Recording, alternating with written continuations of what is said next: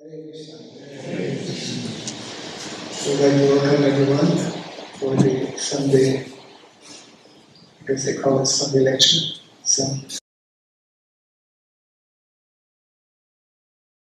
And today, as indicated on the screen, the subject matter is in regards to Vedic sociology.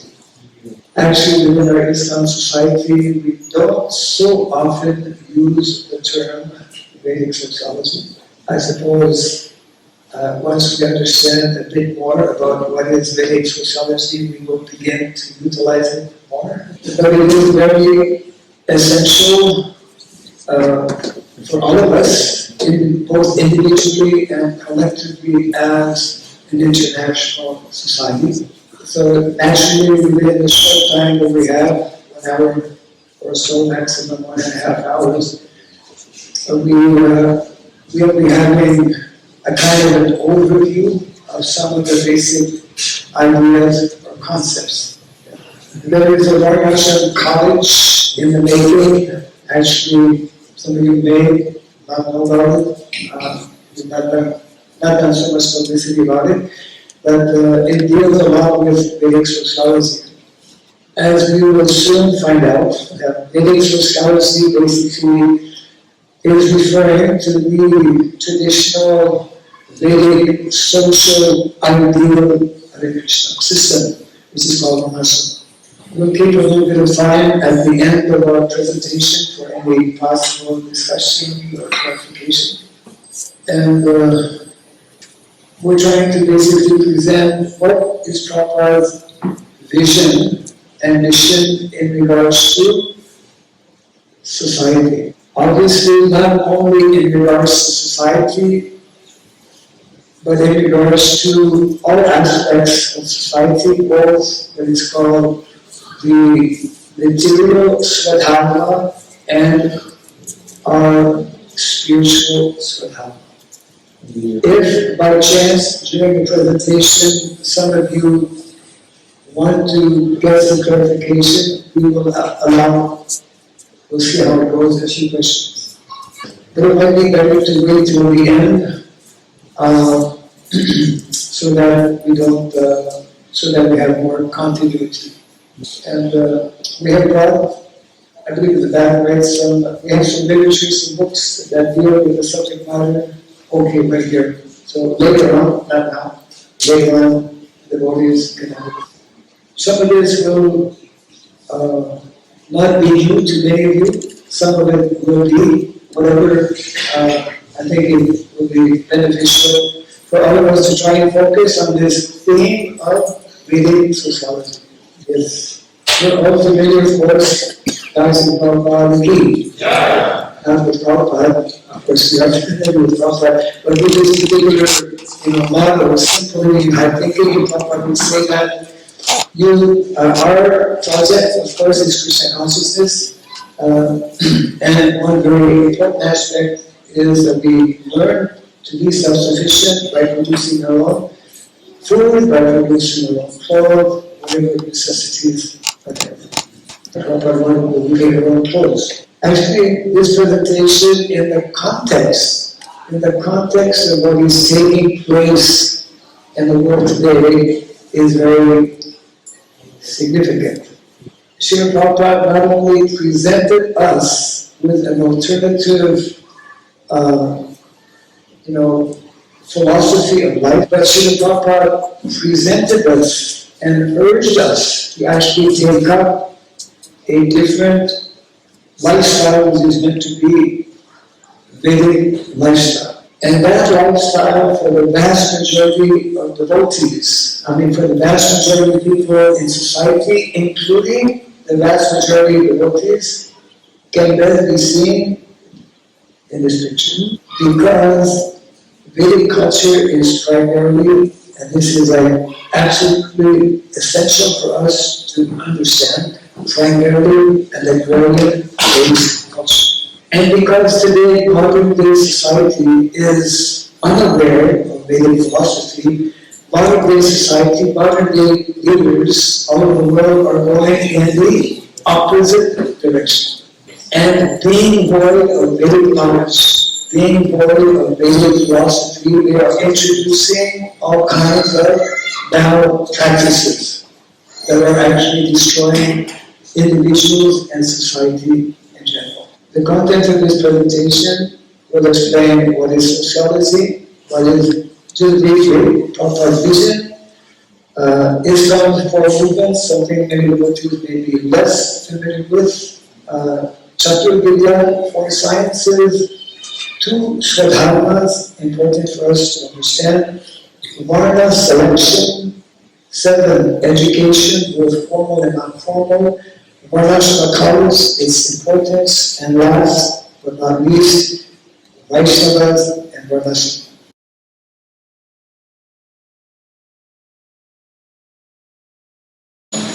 Practically speaking, within each of these subject matters, there are key principles, key concepts, which are very fundamental for all of us to understand. So, what is sociology? I think most of us have some understanding of what is sociology. Most people go online to find out different things. So, sociology means the study of individuals and the study of society and how individuals influence society and how society influences individuals. Now, sociology as a science is actually quite recent, and we will explain briefly what most people, especially in Western countries, understand to be sociology.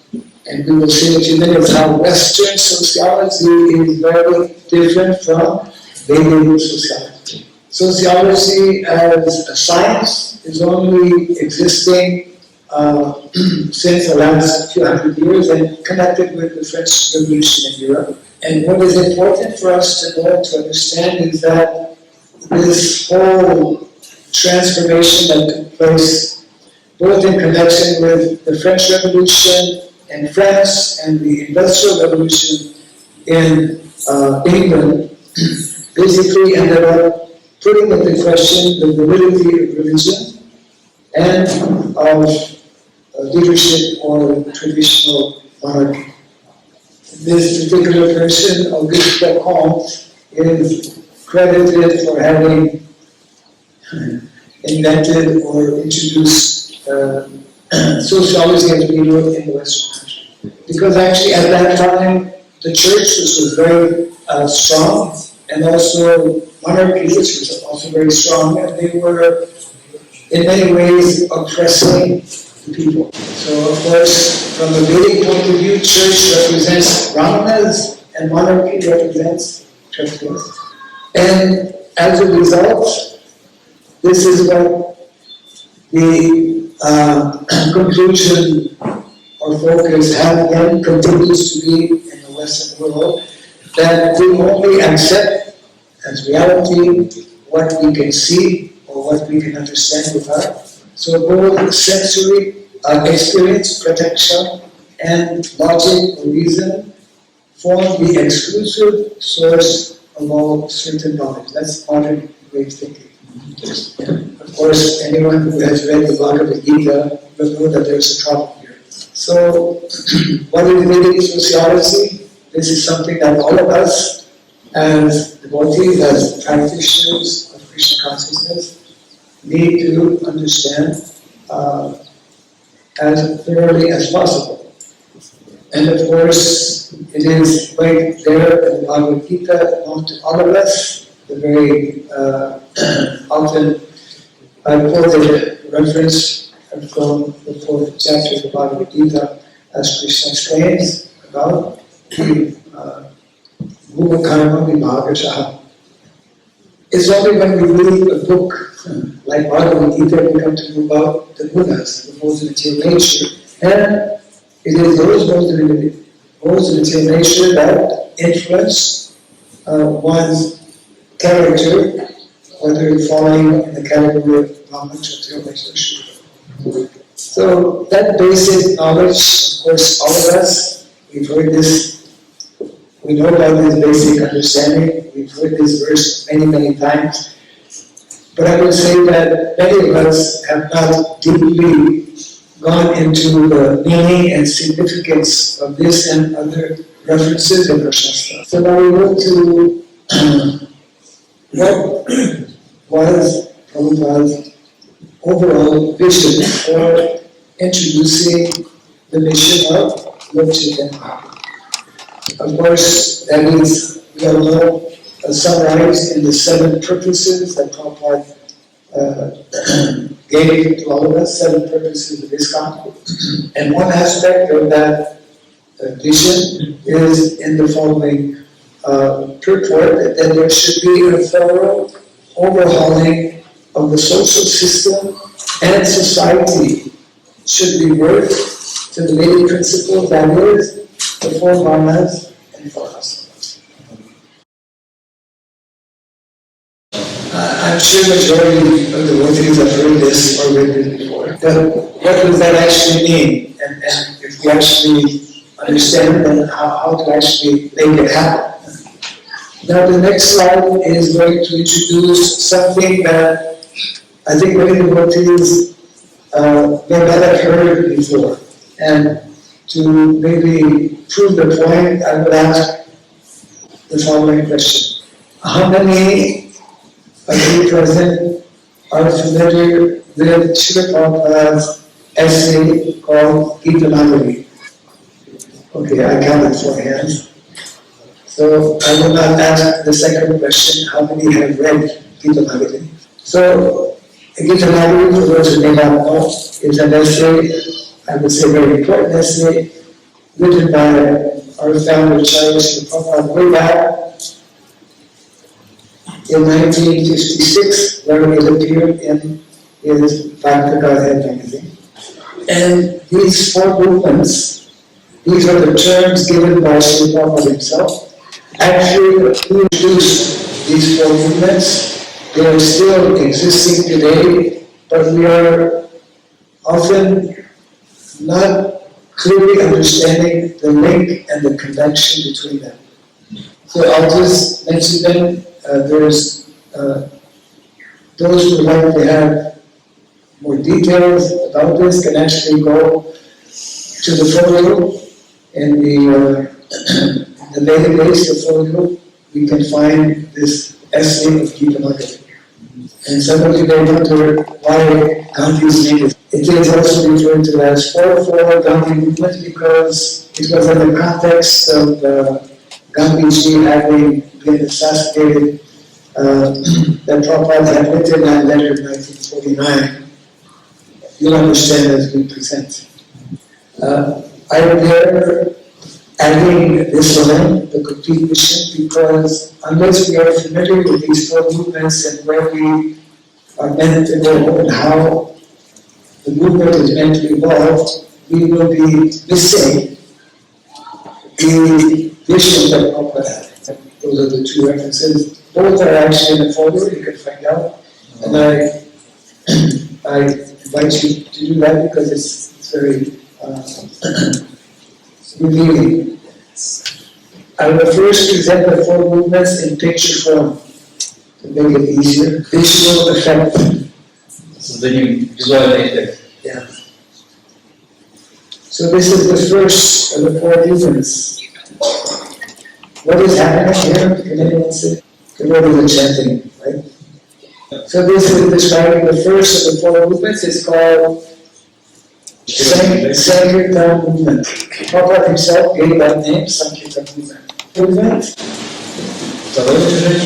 Here we see Srila Prabhupada performing Arati. Prabhupada called it second movement, deity worship movement, temple worship movement. Third movement, Srila Prabhupada is saying in Japa about to give initiation. He called the third movement spiritual initiation movement. Spiritual initiation movement. And the fourth one, who can recognize, they will get a special prize.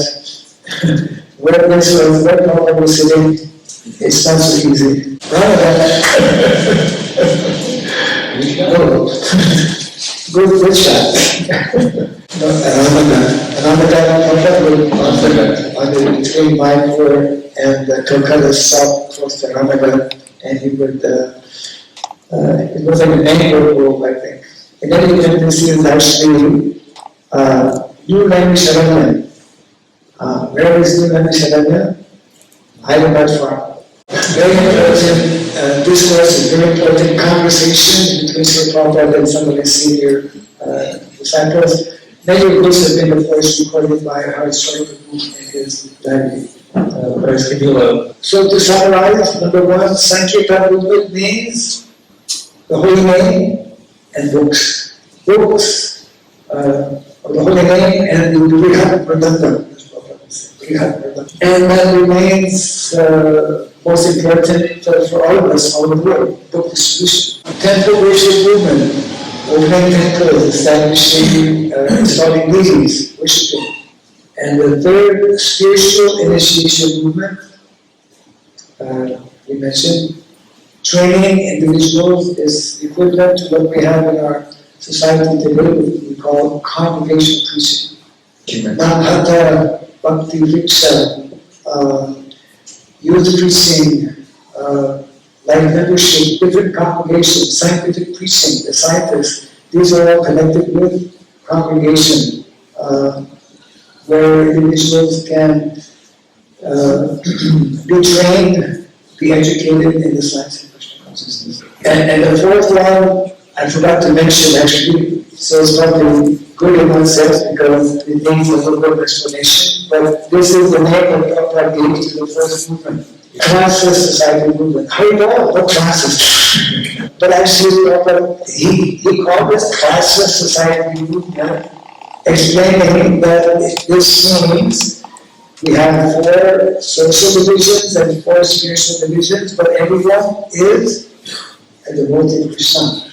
Everyone is cultivating Krishna consciousness. Everyone is practicing bhakti, devotional service. So that means anyone from the Brahmana to the Shudra, all members, by practicing Krishna consciousness, can become pure devotees. So this fourth one actually, I put in bracket Varnashram. It should actually be Daiva Varnashram. And Daiva Varnashram, Prabhupada actually translates in one of the purports in the Bhagavatam as divine culture. And it is this fourth one that still to this day, unfortunately, remains Sri Prabhupada's 50% of his unfulfilled mission. This is the graphic presentation of what we just explained from Gita Nagari.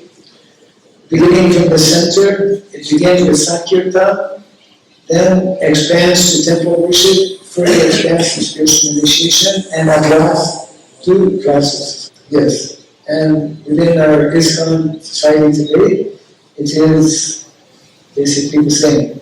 Yeah. So now we go to the fourth portion of our presentation, which is dealing with something we have yet to actually introduce in a methodical way within our Iskcon society. It's referring to the concept of Chatur Vidya. You know, Sri Prabhupada, as we mentioned earlier, his vision was to bring a complete overhaul within society and to revert to the 4 standard divisions of Varna and Ashrama. And connected with these 4 Varnas and Ashramas, especially the Varnas, there are specific sciences that we will present here. And Varnashram colleges are actually meant to be molded, they're meant to be centered on these 4 sciences. So the first of the 4 sciences in Sanskrit is called Vikshiki, the science of philosophy. Then Trani, the science of education. 3, Dhandaniti, the science of politics. And 4th, Varta, the science of economics. This we find especially in the Kautiya Arthashastra. Kautiya is none other than Chanakya. So now we know there's a lot more to be said about this, but we're just giving overview. Конечно, здесь можно сказать очень много всего, но сегодня мы делаем обзор. Now, this is very important. Two swadharmas. When we speak about Sanatana Dharma, within the Sanatana Dharma, there are two levels of dharma. The first is the material born, which is actually Varnashram Dharma, and Prabhupada in the Bhagavad Gita states as follows: on the body plane, Swadharma is called Varnashram Dharma, or man's stepping stone for spiritual understanding. Human civilization begins from the stage of Varnashram. Then, of course, the spiritual form is called Bhakta Dharma, which is summarized in that well-known verse, devotion of all Krishna Vijatas. So that means that on the level of material activities, Varnashram Dharma activities, these are basically some of the aspects that need to be kept in mind. Finding where we are meant to serve within the four manas and four asanas. Ideally, living an important lifestyle connected with cows and land, and understanding about the difference which will present shortly between formal and non-formal education. Whereas the Bhagavad Dharma means to engage in all kinds of devotional activities, specifically in connection with the 9 processes of devotional service, beginning with Sravana, Kirtana, etc. So now we come to the 6th section. We have 9 sections, but they're fairly good, I think. Now, when we start thinking about society in the way we're trying to present it, or the way Prabhupada actually wanted us to also think about, we naturally have to give some thought, and we have to understand the need and the importance of Varna selection. In other words, those of us, most of us, at least in the early days especially, most of us were living in temples. So it was kind of like, even now, anyone who's living in a temple, Varna selection doesn't mean so much. In the sense that in a temple, between bhakti and it's like we are called upon to do the needful. I may be a brahmana by nature and by activity, but if the floor needs to be white or if whatever, if the garbage needs to be taken out, I'll take it out. The point I'm making is that Varna selection, knowing our Varna, becomes especially important, and I would say essential, when we live primarily and mainly outside of our temples. And it just so happens that the majority of our devotees live outside the temples and are meant to live outside temples. So this is a very important and intriguing topic. Actually, we'll try to go through this quickly. So there are specific ways, and I won't spend very much time on this, that Prabhupada speaks about by practical psychology, by birth horoscope, and by birthright or family lineage, one can understand the Varna of an individual. And these points Srila Prabhupada mentioned in this essay, Gita Madhuri. And there is very similar information from Srila Bhakti Raghava. Yeah. So Srila Bhakti Raghava in his Sajjana Tunshali mentioned that in order to revive the principle of Varnashram Dharma, there are certain rules that need to be followed. Yeah, that's the reference there. And one of those, actually I'll just put them up quickly because we won't have time to go through this in detail. Srila Bhakti Raghava nicely explained that actually in the village, the majority of people traditionally live in villages. It is one of the very, very important responsibilities of the local brahmanas, the senior brahmanas and the senior leaders in the village to identify and qualify and designate individuals, young boys, before the age of 15, what is their varna. And Srila Bhakti Raghava goes into details of how this is meant to be done. He also gives importance to astrology, to family, lineage. So I'll let you read it actually, anyone can go and find out this reference. And Srila Thakur ends by recommending that actually every village, devotees and members. So I'm just going to this section here that outlines basically the mandate or the objectives of the Varnashram college we're working on here. It's a little small. And there are three main purposes for establishing Varnashram college. I'll mention briefly. One is to train acharyas who can actually establish traditional gurukulas. Second objective to establish acharyas who can establish Varnashram colleges.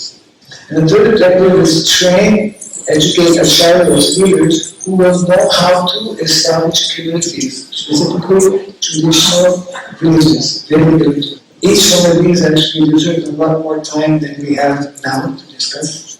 And I just want to finish by a few quotes from some of our acharyas that help us differentiate or understand what is the relationship and connection between Vaishnavism and between Vaishnava and Varnashram. So this is from Srila Bhakti Thakur. Those who have sufficiently studied sociology certainly conclude that the system of Varnashram is the topmost social system. Secondly, if one is situated in the principle of Varnashram, then his nature cannot be lost. Rather, one can receive huge opportunity and advantage to cultivate Krishna consciousness. And this one very important. Varnashram is the society of the Vaishnavas in their conditional stage. We don't immediately become pure devotees. You might have noticed. Another important quote. The devotee who desires to properly pass his life still accepts his duties according to Varnashram. And those duties are favorable to devotional service and counted as part of devotional service. Indeed, all these activities are no longer called karma. There are other quotes which I will not read, but there's a lot of interesting information given naturally by our previous acharyas, like Srila Bhakti Thakur and Srila Bhakti Siddhanta Saraswati. And this is from Sri Harinam Sundamani. And these should be of interest to some of you who would like to know more about the subject matter. These are books and references in the Bhagavatam, Gita Nagari, Light of Bhagavad, speaking about Varnashram, making the villages and modernity scaling civilization. Some of these are available either on display or some might be available for devotees who may want to purchase as well. And these are different websites you might be interested to visit to get more information about Varnashram related topics. And then last but not least, Hare Krishna, Hare Krishna, Krishna Krishna, Hare Hare, Hare Rama, Hare Rama, Rama Rama, Hare Hare. I don't know how much time we have. Okay, 10-15 minutes. Yes. Maharaj. I saw in the formal and the informal education that there's no mention of girls. So could you just comment on Varnashram accommodating girls' education? And also in Iskcon, the education programs we have some preacher training programs in the Shastri courses. We have some Brahminical training programs like eating, worship, cooking. We have some leadership training programs. And they are given to men and women without any distinction. Yes. So perhaps you could just comment a little bit on the stream education in Varnashram system. Yes. I probably would need to add a few slides to explain about education for women. Obviously, education for women is also part of Vedic culture. However, I'd like to make a few points. In modern day society, and we find this also within our Iskcon society, we allow, co-education is standard. It is not encouraged and not to be found in the Vedic culture. when the subject matter of Varnashram College was discussed between Sri Prabhupada and a number of his senior-most disciples, the question in the context of Varnashram College came up whether Varnashram College is also for women. Is there in the conversation? Prabhupada replied, Varnashram College is for men. Having said that, it doesn't mean that there is no education for women, but there is a different type of education for women. Specifically within Varnashram College, for example, when we speak about Dandaniti, which is, you mentioned that in this country we have leadership courses, and I agree with you, but mostly those leadership courses are meant to meet the needs that we have within our Iskcon society, in terms of leadership for temple, or leadership in organizing, etc. In the Vedic culture, when we speak of leadership, we speak more in the context of general society leadership. We live in the village, becoming the head of the village, becoming the head of the nation, which is traditionally the role of men in society. So, I would say that as we find in our Vedic literatures, Grandfather Vishnu, for example, and other such personalities, Narada Muni, in the 7th canto of the Bhagavatam, and the Mahabharata, Grandfather Vishnu, they speak about specific duties and responsibilities for women that is generally known as Stri Dharma. So there is a need also for formulating, I would say, education, but separately for women. And because this, the whole topic of Varnashram has, I would say, been much less discussed and not sufficiently discussed. Maybe I should take that back. It has been discussed actually about Varnashram, but it needs more clarity to understand the specific roles and responsibilities for male and female within general society. So there is a danger, I would say, in discussing amongst ourselves without having the direct and personal experience of what the Vedic traditional lifestyle is, which is village lifestyle, country lifestyle. And there is a fine line, I would say, that needs to be looked at possibly more closely. We know and we accept the fact that Sri Prabhupada allowed various concessions and for preaching purposes allowed women to take on different roles and responsibilities. That is one thing. When we look at the preaching dimension or aspect, is one aspect of the whole, let's say, movement. And the other aspect is day-to-day living within a community. There are differences that need to be looked at and established. I would say that the more we are not sufficiently cautious in this area, the more we allow, I would say, undue mixing of men and women, as we do actually in our society, then the more dangerous it will be. There are many subject matters actually which are traditionally given in our Shastra, specifically in terms of the 64 arts and sciences that I'm sure you're familiar with, which comprise largely the education that is there for women in society. And also, if you read the description given by Narada Muni in the 7th canto, there is very strong emphasis and importance given, which is often neglected unfortunately in modern-day society, of the importance of the role of women in terms of being ideal mothers and ideal wives. And I recognize and fully agree that we cannot have ideal wives or ideal mothers unless we also have ideal husbands and ideal fathers. So definitely Varnashram College takes that into consideration in terms of training individuals who will be able to actually help establish and promote education for women, but it will not be within the same premises. Not only it will not be within the same premises, but it will also not be the same subjects.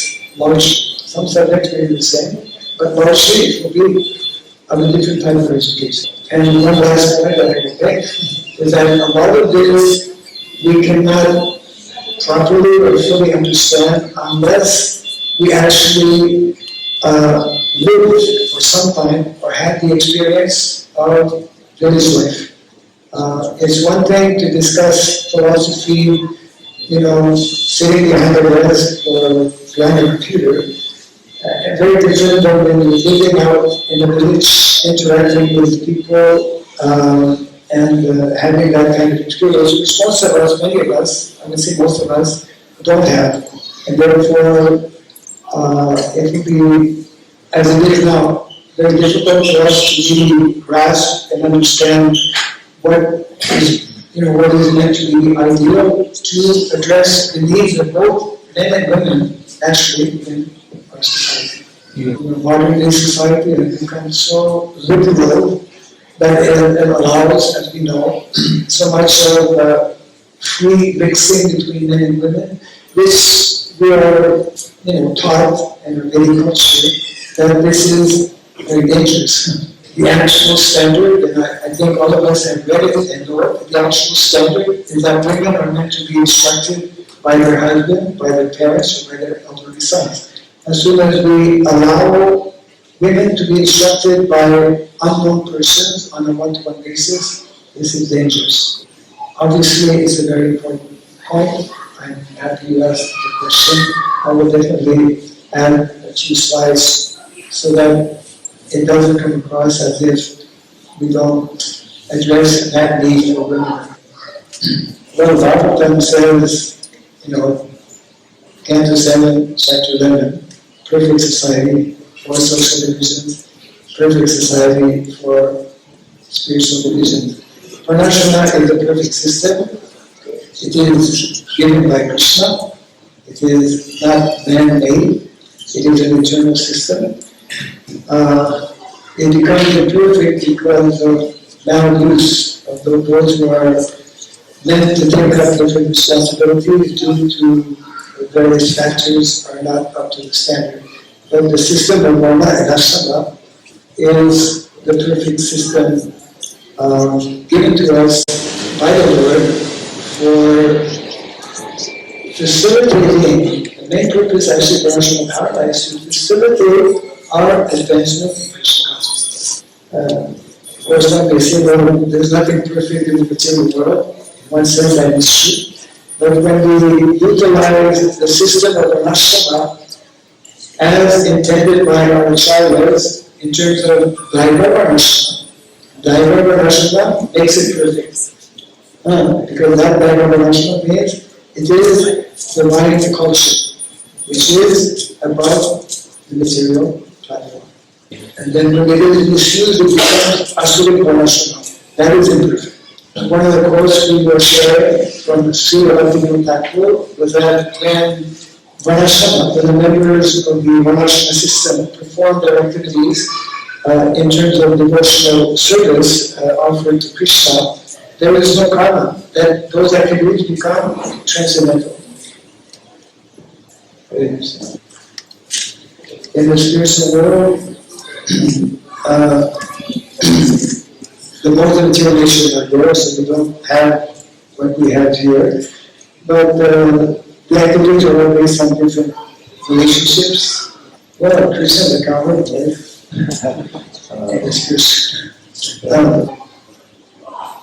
It's a good question. I mean, Varnashram, as we know it, of course, is connected with the modes of materialization here in the world. And the material world is a perverted reflection of the initial spiritual way. So they perform, the main activity that is performed, as we know, in Navadvipa Vrindavan.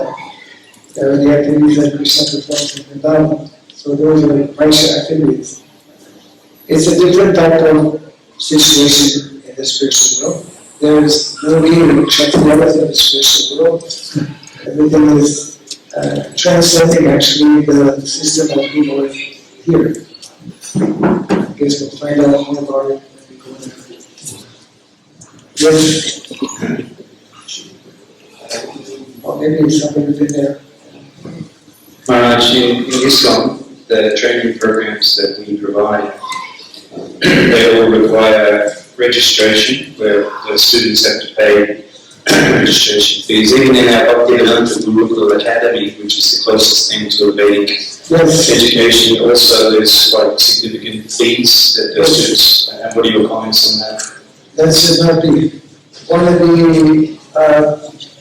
important aspects of Vedic education. And of course, we don't want to be able to immediately introduce that, but we should know that this is the ideal and we should work towards that ideal.